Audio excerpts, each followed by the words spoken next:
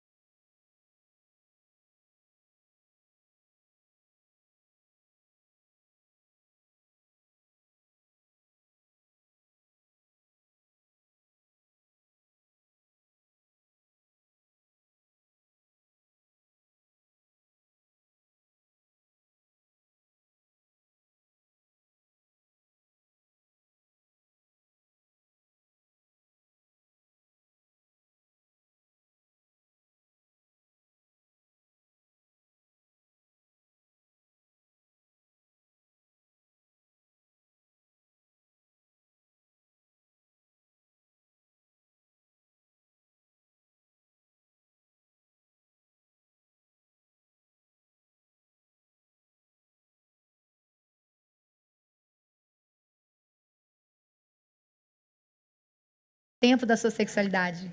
Tempo de cumplicidade, conexão, amor, paixão, desejo sexual. Tempo de entrega. Tempo de vida e vida em abundância.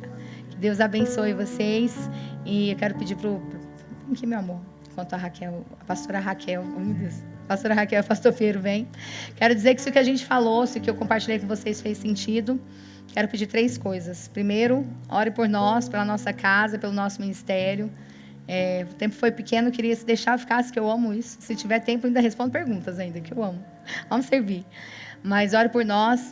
Hoje nós temos um instituto, são 14 pessoas trabalhando de segunda a sexta, acolhemos vítimas de abuso, adultério, tudo que vocês imaginarem, lutamos em favor da família. Ontem meu pastor estava aqui, nós servimos no SOS Casamento, nós ministramos a área da sexualidade. Quando nós não estamos lá, passa um vídeo, mas nós servimos lá também. Temos livres, temos um evento de casais aqui. Josué Gonçalves, fala. Josué Gonçalves, o pastor Josué Gonçalves. Quem ouviu o pastor Josué Gonçalves ontem? Que falou do legado da mesa. Nosso pastor. Nosso pastor e nosso vizinho. Também temos um evento de casais que acontece aqui. Tem um evento de mulheres também, por isso que eu tô rouca. Eu levo 12 mulheres para uma mansão na beira da praia, trabalhando na identidade sexual, só 12, é algo bem... Se quiser saber, a gente vai estar lá. E também lá nós temos livros e produtos. Quem quiser adquirir o seu kit, ó... Kit Birazaí. Brincadeira.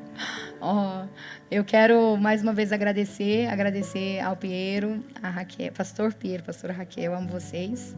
É muito especial estar caminhando com vocês. Tenho aprendido muito o que o Rafael e a Rafa têm feito na nossa empresa. Está mudando tudo, meu Deus. Eu quase desmaiei quando eu fiz algumas descobertas, mas nós precisávamos disso. Nós somos eternos aprendizes. E quero dizer que Deus continue usando a vida de vocês. E tenho muito para aprender com vocês, viu? E a vocês, a gente deseja o quê, amor? Deseja o quê para eles? Tem gente que deseja ter uma boa noite, uma noite de descanso. Nós desejamos tenham muitos orgasmos. Deus abençoe. O Zé quer ir embora. Tem um monte de gente querendo fazer pergunta que é amigo que mandou pelo Instagram, entendeu?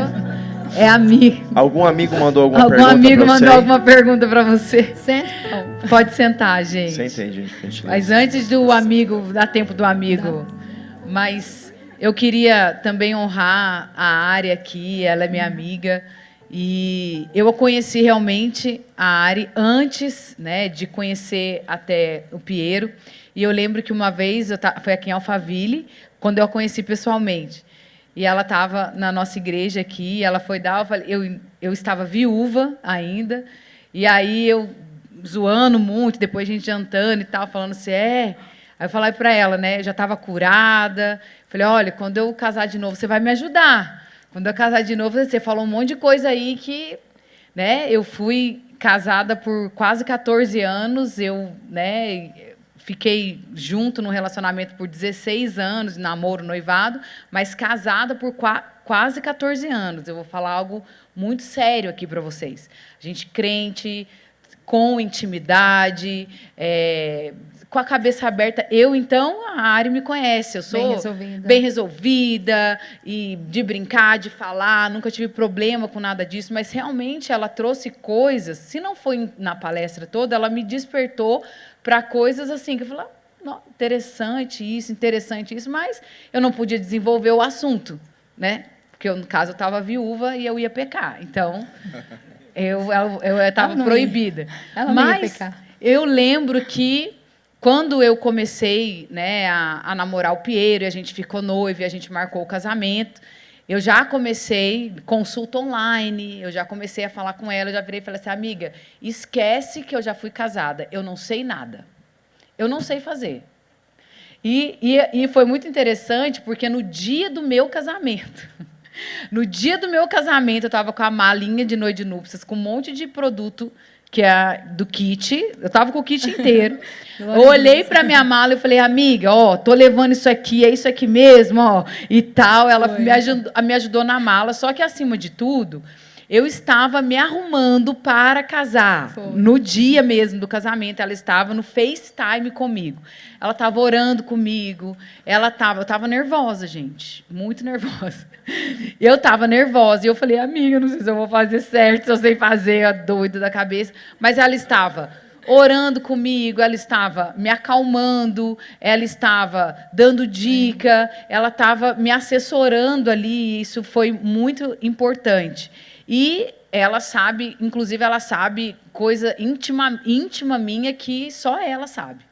Né, como uma mulher de Deus, como sexóloga, como, enfim. Mas algo que eu queria compartilhar com vocês é que, porque ela me ajudou, biblicamente falando também, porque ela me ajudou, ela foi uma das pessoas, e ela falou, quem faz sexo e está liberado para fazer sexo tem que conversar também sobre isso. Eu tenho amigas saudáveis, cheias do Espírito Santo, mulheres de Deus, que a gente conversa sobre sexo, amigos que a gente conversa sobre relação sexual. Não deixou de ser um tabu. E ela também me ensinou isso.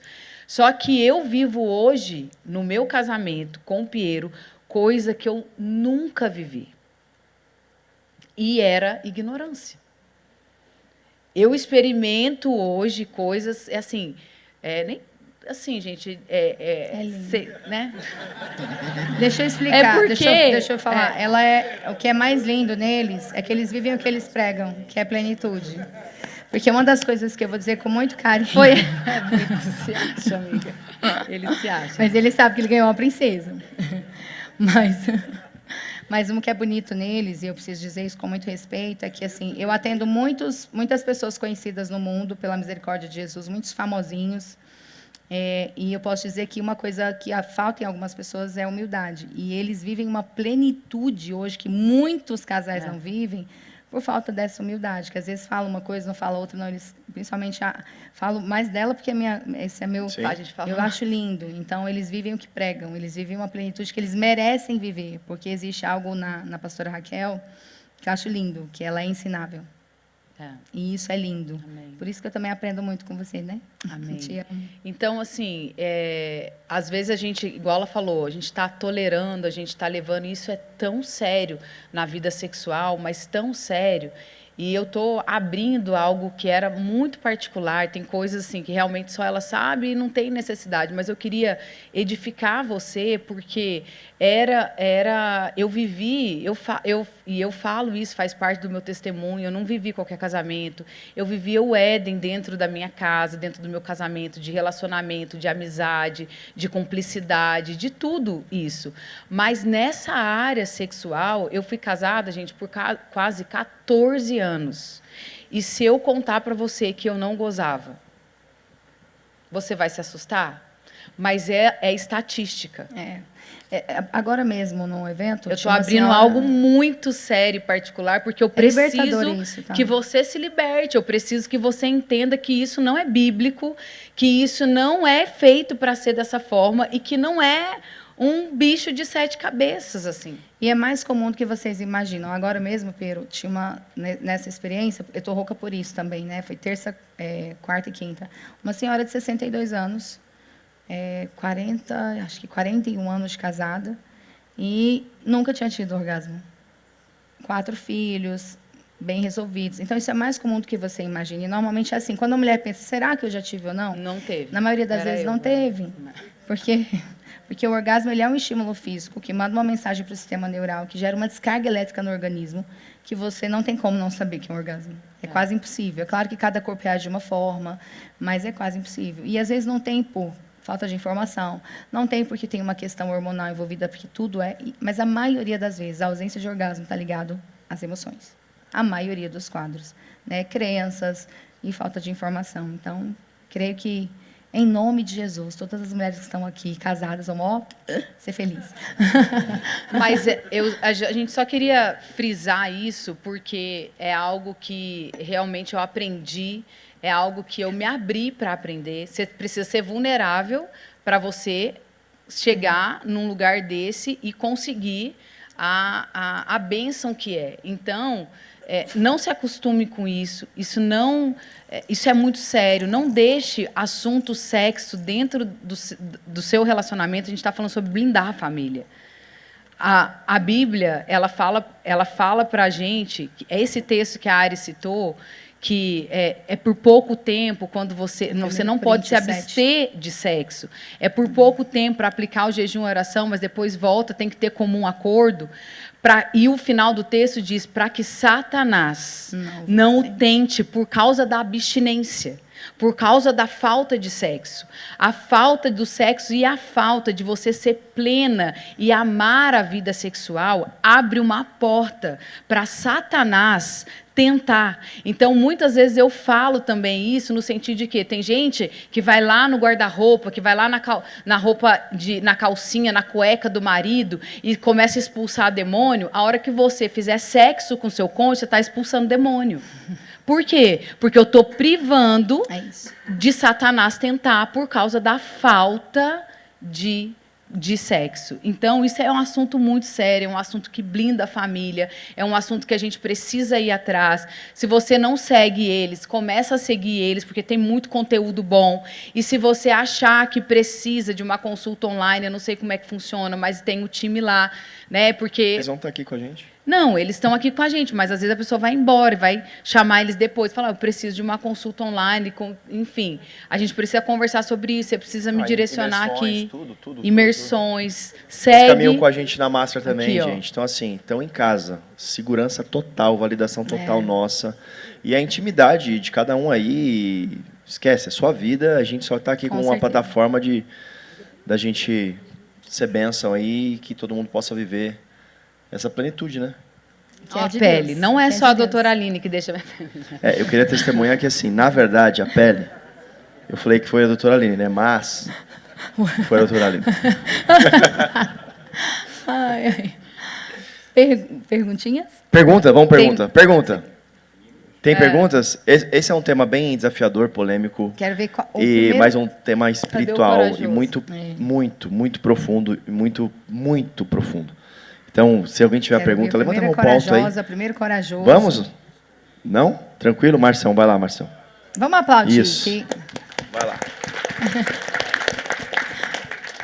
Parabéns, muito legal ouvir sobre isso. Obrigado pelo teu tempo, né, por vocês derramarem sobre nós aqui. Eu gostaria de ouvir e entender, então sou recém-convertido, né, pelas mãos desses pastores maravilhosos Glória a aí, Deus, que lindo. maio de 2024, interior de São Paulo, aguinha 2 graus, piscininha Uau. Tony, fantástica, Que assim, legal. maravilha, e agora Israel, novembro. O que é permitido ou não entre 4 paredes? Que pergunta incrível. O que a Bíblia fala sobre o homem masturbar a mulher masturbar o homem, sobre sexo oral, sobre sexo anal? Eu queria ouvir vocês aí. Vamos aplaudir essa pergunta? Todo Só mundo quer isso, saber. vamos. Só. Ó, sua pergunta é bem fácil e bem simples de responder. E aí eu vou dar a minha visão como sexóloga clínica. Como eu disse, né, pela misericórdia do Senhor, tenho 27 cursos na área, então posso dizer isso. Mas como cristã, para mim, todas as fantasias e desejos que vêm na mente do casal têm que passar por 4 peneiras, 4 filtros. O primeiro é o comum acordo. A Bíblia chega a dizer, como podem andar 2 juntos sem estarem de comum acordo? Então, tem que combinar. Eu não posso fazer na hora. Não, esse combinado ele tem que ser fora do ato sexual. Um ótimo lugar para falar de sexo, gente, é no carro. Indo para algum lugar, amor, o que você gostou da última vez? Um lugar seguro, carro fechado, um do lado do outro, não é de frente, diminui o constrangimento. Mas o combinado não sai caro. Então, tem que ter uma conversa clara antes. E por que antes? Durante o ato sexual, nós estamos excitados. Então, tem alteração química cerebral. Não é um momento para combinar nada. Então, antes, amor, você topa sexo oral? Você topa sexo sei lá o quê? Então, essa é a primeira peneira. Segunda peneira é prazer para os dois. Quem aqui tem 2 filhos? Levanta a mão.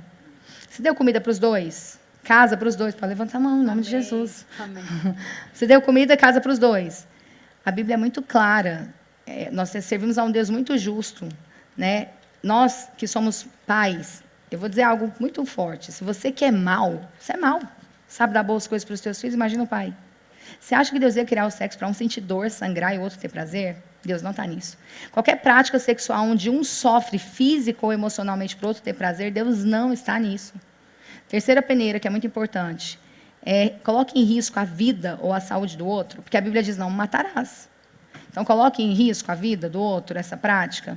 Ari, como assim? Por exemplo, sexo anal, coloque em risco a vida do outro? Coloca. Ari, não concordo. Calma que eu vou explicar no final. Calma. O negócio é seu, cada um tem o seu, mas eu vou explicar. E aí vem a última peneira, paz. Porque paz é a resposta de Deus.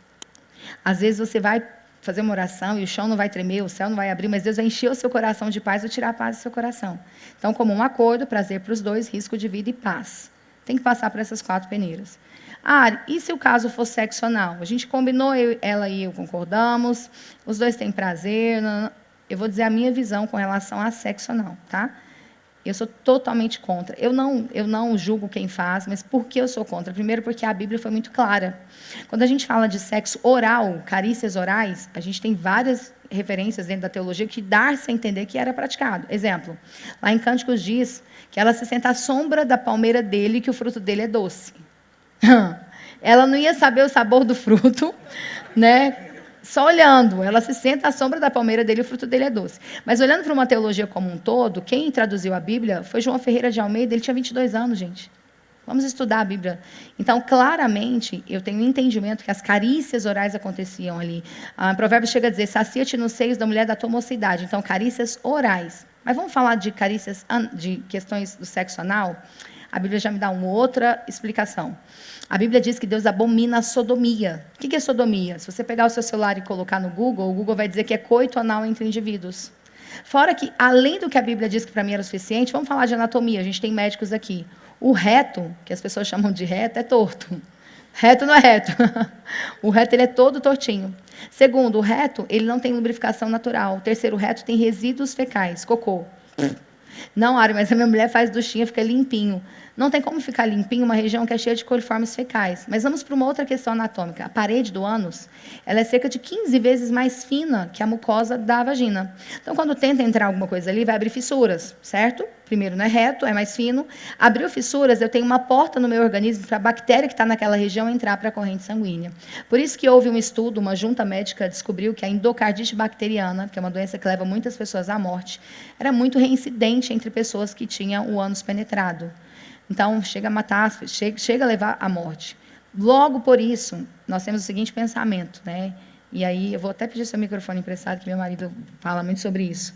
Deus te deu a mulher para você cuidar, amar, proteger. E daí você quer enfiar um negócio lá pelo seu prazer egoísta, colocando em risco a vida dela. Ela pode ter lesão de esfíncter. Tem mulher que não segura puns, flatos, não segura mais fezes mole. Espirrou, se tiver fezes mole preparado, se tiver, né, descido.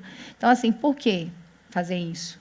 Daí ele fala algo que marca muito, né? Eu acredito que nós vamos estar na frente do nosso Pai e Ele vai perguntar para a gente por que nós fizemos as nossas esposas chorar, sangrar, sentir dor.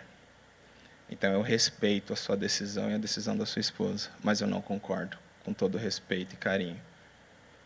Eu penso que Deus nos entregou a filha dele para a gente cuidar.